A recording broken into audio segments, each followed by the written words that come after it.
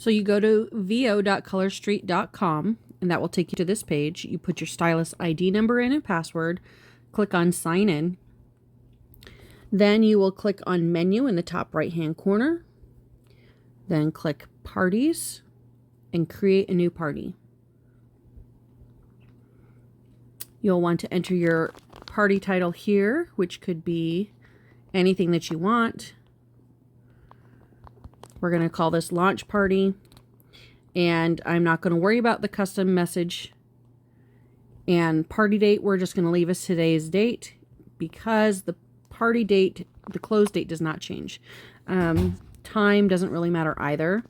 And I'm hosting the party, so I'm going to click I'm hosting the party, and it's a virtual party, so I will click that, and that's all you have to do, and click create party, and now it's there. When you scroll down, it will even give you the link for your party website. So you can just click those two little papers at the end that say copy, and that will actually copy it for you, and you can go paste that anywhere that you want.